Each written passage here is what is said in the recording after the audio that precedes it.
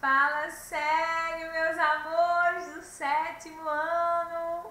Estou aqui já com os meus enfeites e festa junina, que eu amo esse mês de junho, né? É um mês super alegre que a gente pode, que a gente costuma, né? Se vestir de caipira, arrumar o cabelo, botar um enfeite, se preparar para as festas juninas. Porém, esse ano nós vamos ter uma festa junina diferente, né? Mas aí eu quero já chamar vocês para vir comigo, embarcar aqui na aula de ciências. Pegue aí o seu material didático, põe sobre a mesa, o caderno de atividades, a apostila. Vamos lá? Coloque seu estojo. Procure uma posição confortável, porque eu estou confortável aqui, lembrando de vocês, lembrando da carinha de vocês, lembrando das conversas de vocês, tá bom? Lembrando dos elogios, dos abraços, dos beijos que vocês me davam quando eu entrava na sala de aula, né? Lembrando dos pedidos para ir no banheiro, dos pedidos para beber água, né? Daquelas meninas que iam só se ver no banheiro, né? Você sabe que eu tô falando com você, né? E aí eu quero chamar vocês pra gente hoje embarcar no novo conteúdo, tá certo? Bora lá? Bem, hoje nós vamos falar, gente, sobre os fenômenos naturais, os impactos ambientais que esses fenômenos causam. Nós vamos estudar um pouco sobre vulcões, sobre terremotos, tsunamis, as consequências que esses desastres naturais causam, né, na vida humana, como também os impactos que eles trazem para o meio ambiente. O meu objetivo hoje é ajudar você a avaliar como esses impactos provocados algumas vezes por ações humanas ou catástrofes naturais, eles afetam a vida dos seres vivos e seus ecossistemas.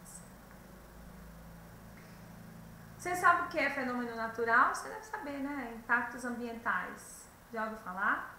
Pois bem, como vimos, gente, no capítulo anterior, né? Existe uma movimentação das placas tectônicas. Essa movimentação, ela possibilitou que em milhões de anos, a fragmentação da Pangeia, que nós havíamos aprendido que Pangeia era apenas um continente único, né, unido, que ela resultou na formação dos continentes como os conhecemos hoje na atualidade. Além da separação dos habitats de diversos seres vivos, a movimentação das placas tectônicas foi e é responsável por desencadear fenômenos como terremotos, tsunamis, vulcões, que são capazes de causar grandes impactos nos ambientes e destruir muitas vidas, certo? Esses eventos, gente, normalmente eles acontecem em regiões que coincidem com as áreas de limite entre as placas tectônicas. Olha, cada pontinho que você vê aí nessa imagem da apostila, cada pontinho vermelho desse é onde tem vulcão. Você vê aí que é geralmente próximo a onde tem placas tectônicas. Tem aí o limite internacional, que são essas linhas finas, o limite entre as placas, que está aí nessa parte vermelhinha, né? Nessa linha. E a zona terrestre, onde tem atividades sísmicas, são aí essa área que tem um retângulo. E você pode ver que eu desenhei um círculo justamente aí na placa sul-americana, que é uma placa onde o Brasil está localizado. E você pode ver que essa placa, ela nem tem pontinhos dentro dela aqui no Brasil e não tem também limites cortando o nosso país. Você vai ver um pouquinho aí nessa questão de atividades físicas sísmicas que fica próximo aí do Brasil. Então, perceba, gente, que o Brasil se encontra no centro da placa sul-americana. O centro das placas tectônicas são os locais menos suscetíveis a vulcões e terremotos. Porém, tremores de baixa escala já aconteceram e ainda acontecem em alguns estados brasileiros, o que se deve a possíveis desgastes dessas placas tectônicas formando falhas geológicas. Isso, tremores já foram sentidos aí na região de Santa Catarina, né, e outros estados do Brasil. Erupções vulcânicas, pessoal, terremotos, tsunamis, podem causar enormes impactos ambientais, destruir cidades, provocar a morte de muitas pessoas e outros seres vivos. Esses fenômenos não podem ser evitados, pois são fenômenos naturais. Por isso, o estudo sobre eles é importante, pois há a tentativa de prever suas ocorrências e alertar as pessoas, visando minimizar seus impactos. E aí o ser humano conseguiu desenvolver, gente, aparelhos que esses aparelhos eles conseguem às vezes prever alguma atividade de um fenômeno natural. E aí conseguem avisar às cidades próximas que vai acontecer ou uma erupção vulcânica ou um terremoto.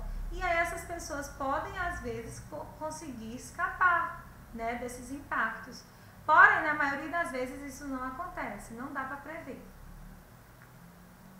Bem, os impactos ambientais, eles compreendem o quê? O que é impacto ambiental, Tiana? Todas as ações no ambiente que acarretam consequências para os seres vivos, seja para plantas, animais e seres humanos.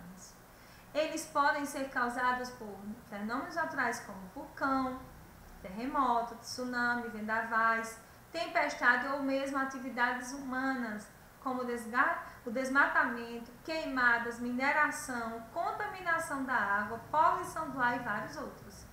Então não é só os fenômenos naturais que acabam destruindo as paisagens, destruindo os ambientes naturais. Também seres humanos são capazes de contribuir com isso, fazendo essas outras que estão ao alcance deles. E aí nós vamos começar por vulcão. Eu tenho aqui nessa imagem duas imagens de vulcão. Eu tenho aqui um vulcão terrestre, que é esse primeiro, é esse vulcão no Monte Tabora, na Indonésia, né? É esse vulcão em erupção, você vê que as lavas saem, né, desse vulcão. Fumaças, né? E aí se espalham por toda essa região onde a lava alcançar, fica petrificado. Mas eu estou vendo aqui uma imagem do vulcão submarino. Como assim? Sim, gente, tem vulcão também na área oceânica. Vulcões dentro d'água que estão adormecidos, que não têm um impacto tão grande quanto os terrestres. Mas existem sim vulcões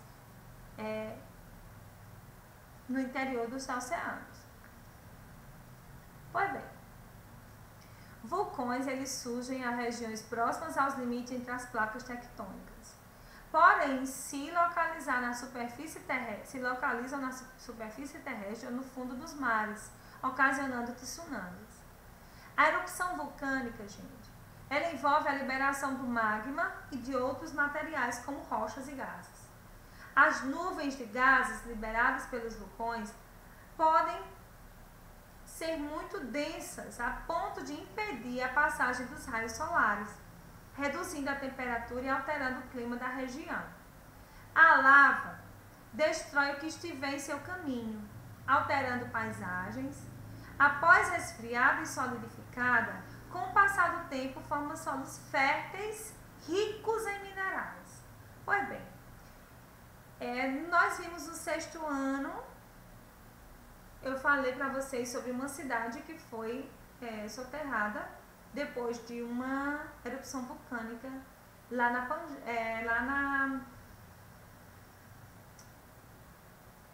não estou lembrando aqui o nome da cidade, mas eu lembro já, né, que ela foi soterrada à noite, e aí pegou várias pessoas dormindo, outras pessoas rezando, né?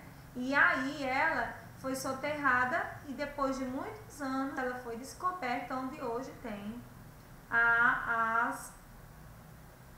as estátuas, né, das pessoas que morreram soterradas por esse vulcão. Já já eu lembro desse nome desse vulcão. Fugiu da memória agora. Bem, terremotos e tsunamis. Terremoto, né, também é um fenômeno natural, tsunamis também, que acaba por matar milhares de pessoas, acabar com as residências delas, enfim, é uma destruição muito triste, né? Tem aí esse terremoto no Japão em março de 2011 e essa tsunami, que é a onda gigante que nós vamos ver agora. Terremotos e tsunamis. Os terremotos, gente, ou abalos sísmicos, ocorrem com o choque entre as placas tectônicas, o que gera tremores no solo. O terremoto ele tem aí o hipocentro e o epicentro. O que é o hipocentro, Tielaine? É o foco do terremoto, é onde ele se origina, é onde ele começa e dali ele começa a se espalhar aquelas ondas. O epicentro, local na superfície da crosta, onde é sentido com maior intensidade. Não. Hipocentro é lá onde o terremoto começa, lá embaixo do solo. E o epicentro é onde o tremor chega aqui à superfície da terra, destruindo escolas, casas, prédios, matando pessoas, né?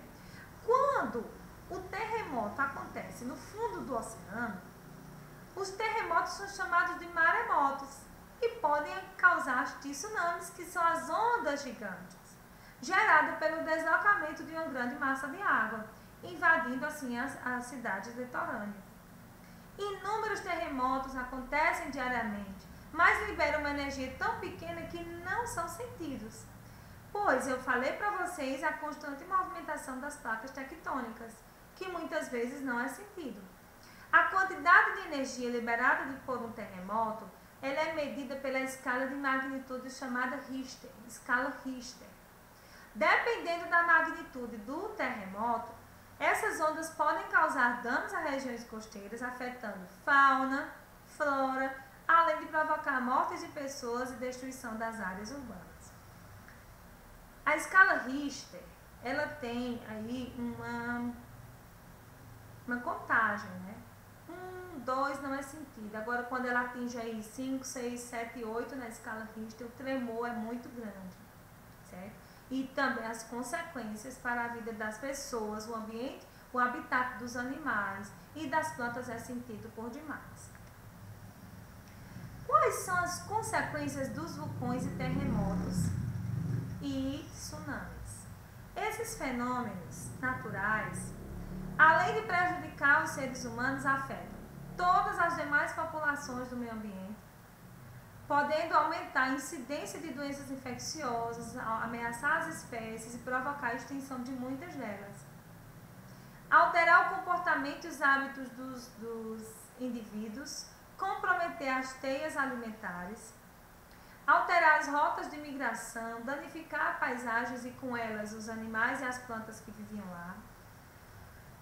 Não podemos evitar, gente, catástrofes naturais, mas o uso associado de várias tecnologias para detectar com antecedência esses eventos, além de construções preparadas e a preservação dos biomas costeiros, auxiliam a prevenir ou minimizar os impactos negativos causados por esses fenômenos. É o que tem. As previsões, né, do tempo, que prevêem tempestades, às vezes também meteorologistas, né, entram aí nesse meio para o que? Prever fenômenos naturais que podem acontecer e que as pessoas podem ficar atentas, né, evitando assim até perder as suas vidas, né, e dos seus parentes. Bem, nas atividades humanas que as pessoas fazem, né, causa também impactos ambientais, tá, gente? Então, há algumas atividades humanas antrópicas, ou seja, resultante da ação do homem, afetam negativamente o ambiente e causam graves impactos aos ecossistemas, ocasionando perda do habitat das espécies e até mesmo extinção delas, pois as condições ambientais dessas espécies que viviam em certos ambientes não são as mais adequadas. Veja, quando acontece uma erupção vulcânica ou então mesmo uma queimada em um certo local, As espécies que viviam ali, por exemplo, animais, plantas se perdem, né? Mas animais, eles migram para outros lugares tentando sobreviver. Mas porque eles migram não quer dizer que eles vão se adaptar. E nós vimos isso nos conteúdos anteriores, né? Que podem até migrar para outros ambientes. Algumas se adaptam, outras não. Porque essas outras que não se adaptaram não conseguiram reconhecer aquele ambiente, não conseguiram desenvolver a sua vida, se reproduzir, se alimentar, procurar um abrigo para poder sobreviver. Por exemplo, a Mata Atlântica, que foi e continua sendo reduzida a um pequeno percentual de sua extensão original, ameaçando espécies endêmicas como o mico-leão-dourado. O mico-leão-dourado, espécie endêmica que a gente viu que ele só conseguiu se adaptar àquela região, naquele espaço, não conseguiu, a Mata Atlântica foi e continua sendo ameaçada, né?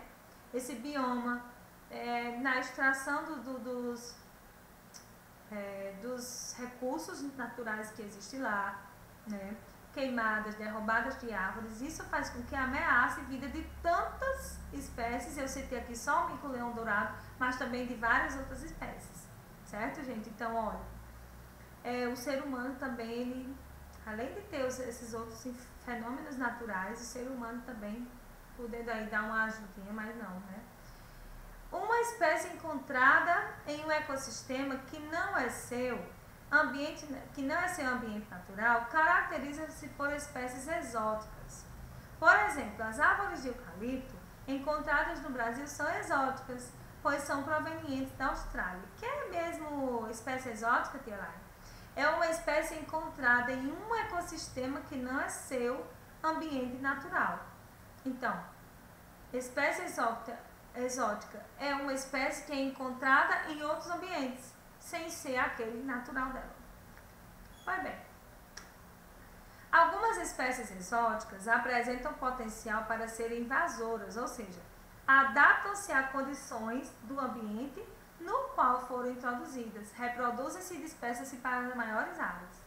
E aí eu lembro daquelas espécies cosmopolitas, né? Poluição do ar.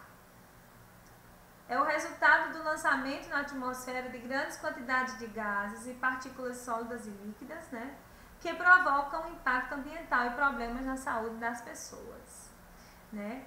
Dentre as substâncias poluentes, nós temos aí as que são liberadas pelas indústrias, os aerosóis, né, fumaças negras, solventes, ácidos e hidrocarbonetos. Tudo isso aí afeta a qualidade do nosso ar, como também afeta aí a camada de ozônio, que a gente vai ver futuramente, né?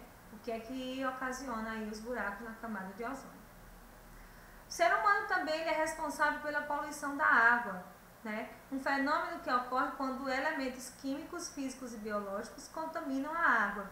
Isso pode ser nocivo para tudo que depende dela, plantas, animais, e seres microscópicos que vivem lá dentro dela, poderem sofrer. Essas alterações na propriedade da água traz muitos prejuízos tanto à água, quanto ao solo, quanto aos animais, quanto às plantas. A água poluída é uma água difícil de ser consumida, né? E assim, a água poluída é uma água que vai atingir, né, várias cadeias alimentares, vai atingir a saúde dos seres humanos, a saúde dos animais, vai interferir na qualidade aí do desenvolvimento das plantas, né?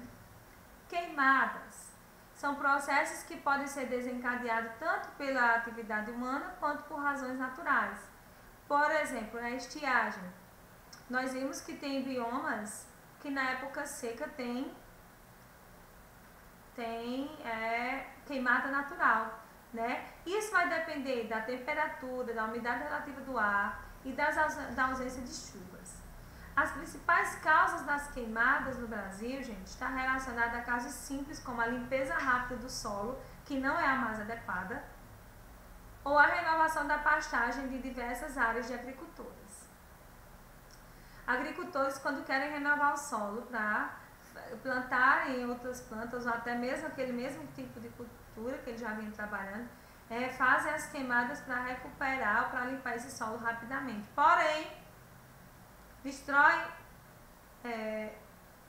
os vegetais, né? Muitos deles endêmicos, né? Que só nasceram naquela região, né? Como também temos aí a exploração excessiva dos recursos naturais, né? Que é no caso da utilização abusiva do uso do petróleo, do carvão, que é um minério, do gás natural, né? Minérios como ouros, né? Água e alimentos e o esgotamento das fontes pode levar a uma extinção em massa, na qual 75% das espécies de plantas simplesmente deixarão de existir. Então, o homem, além de ter tsunami, terremoto, vulcão, tempestade e vendavais, o homem também ainda colabora um pouquinho, ser humano, não é só o ser humano, para poder extrair da natureza mais do que ela já lhe dá. Né? Vemos também o tráfico de animais, né? Que triste essas imagens que eu consegui coletar. Tráfico de animais silvestres é uma das principais ameaças à biodiversidade brasileira e pode provocar a extinção de diversas espécies a médio e a longo prazo. O comércio ilegal ocasiona desequilíbrios econômicos, sim, extinção de espécies vegetais, sofrimento aos animais. Cada espécie, animal ou vegetal, tem a sua função ecológica, faz parte da cadeia alimentar, tem a função dele na natureza, não nasceu por acaso. Nenhuma espécie nasceu por acaso. Tirar uma espécie de vida livre abre uma lacuna, gente, porque não haverá outra para desempenhar aquele papel. Ou seja, causa um desequilíbrio nas cadeias alimentares e teias alimentares. E é isso. Vamos exercitar? Vamos colocar no papel o que você fez, o que você aprendeu comigo? Pois bem, a apostila tem aí a página 28 e 29, né? No caderno de atividades da 3 a 17, na próxima aula, quero ver se vocês fizeram, né? Tente fazer, gente, atividade prática sobre vulcão na página 25. É incrível essa experiência que eu gosto muito de realizar na sala do laboratório, mas que vocês podem fazer também aí na casa de vocês. Com materiais simples, como vocês podem acompanhar, né? Que é o bicarbonato, vinagre, o coloral, ou então outra tintura, argila, ou então areia, né? Vocês podem estar fazendo aí esse vulcão e tirando essas fotos para mim, registrando, postando para mim. E eu vou ficar muito feliz se eu ver que você conseguiu resolver as suas atividades da apostila e do caderno de atividades e me enviou. Eu estou esperando, gente, tá bom? Eu fico aqui com saudade de vocês, lembrando de vocês. Quando eu estou preparando essas aulas, eu fico lembrando da carinha de vocês, das possíveis dúvidas que vocês podem vir a ter, né? E, gente, não está sendo fácil, mas nós vamos superar. Vamos acreditar, a gente precisa acreditar que vai dar tudo certo, que nós vamos passar por isso, vamos passar muito bem, tá bom? E vamos passar em paz, vamos passar com saúde e vamos logo voltar à nossa escola, né? A voltar a nos encontrar, nos juntar, nos beijar, nos abraçar, né? Matar nossa saudade. E olha, tia Lara, fica por aqui, lembrando a vocês que uso de máscaras sempre ao sair de casa, né? Cuidado na alimentação, mantenham o organismo de vocês fortes, se alimentem corretamente, né? Fiquem em casa, ajudem os pais de vocês, cuidem dos pais de vocês, lembrem os pais de vocês que tem que ficar em casa, né? Que precisam usar máscara, que vocês precisam cuidar da higiene das mãos com frequência, tá bom? Fique bem, um beijo no coração de vocês e olha, firmes e fortes. Um beijo, tudo de bom. Tchau!